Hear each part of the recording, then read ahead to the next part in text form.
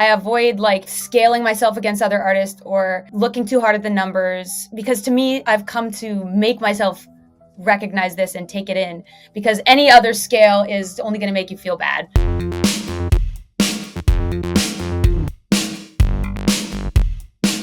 Say you need to see the darkness to see the possibilities. That's true, I would say. So I'm curious to know, what is that darkness that you've seen? I think the same things all of us have experienced. We lose loved ones, right? We experience depression or anxiety or whatever parts of our mental wellness journey we're on.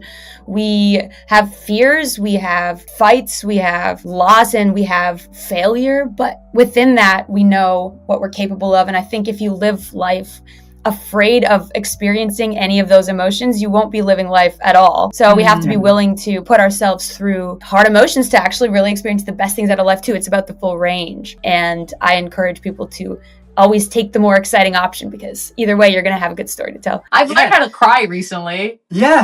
I'll sit on the bathroom floor now and just like let it it's out. the best. And then clean myself up and then move on. What's your cue? Is it like something that you think about or something that cues you? I don't know. I'm perimenopause. I'll just start crying and then I'll be sitting on the floor in the bathroom. I think it's such a good thing, though. It's such a good thing to do. It's the best. Like I always say, I love hair. crying. Like, why can't I have hair like this? And I'll start crying. Like like, it's just, you never know. Like, how does this work? You're an artist who's been very, very involved with their fandom since you started. And not just about like feedback, what they think, but actually communicating and connecting with them. I'm curious about where you are now, how you feel when someone comes up to you and they relay the messages that you're putting out there and you know that they get it. It's amazing. It honestly feels amazing. I get messages that say I've validated people's maybe religious deconstruction journey, that I've validated them as mothers that feel that motherhood doesn't have to be all that you are, but a facet of what you are, and you can still have your independence and live your dreams. And I think it's so important to see the thing that you wanted to be, and it makes it more possible. And I know that's been true for me in my life. When I see women with guitars on stage when I was a kid, that was like, oh, I can do that too. That's for me. And you know, it's cheesy. They say if you see it, you can be it. But I do think that seeing other people living the example, you go, oh my gosh, I'm so allowed to do this. And it's permission, because as humans, it's helpful for us to see an example. I was going to say, this photo is a great description of living your dream, as you're mentioning, just going for it. Right? Yes, 100%. That was just the most recent post, right?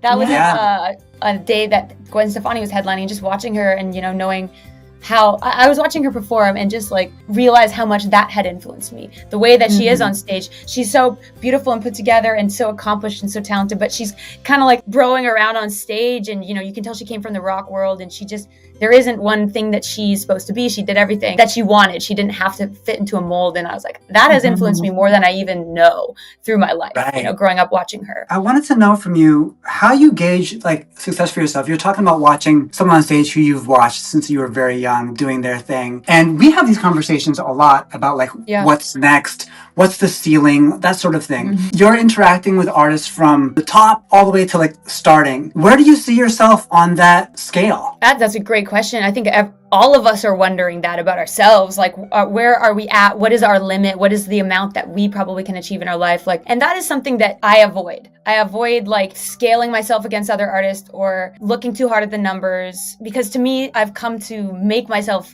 recognize this and take it in, because any other scale is only going to make you feel bad. Success, you have to decide what success is for yourself. And for me, I get to live my dreams, and that's my living. I have the best job in the world, and I always package it with bringing my friends out, bringing my kid out, going and seeing the world, doing like a million side quests, and also doing my job in the process. And that makes the job so much more fun and exciting, and life is limitlessly enjoyable.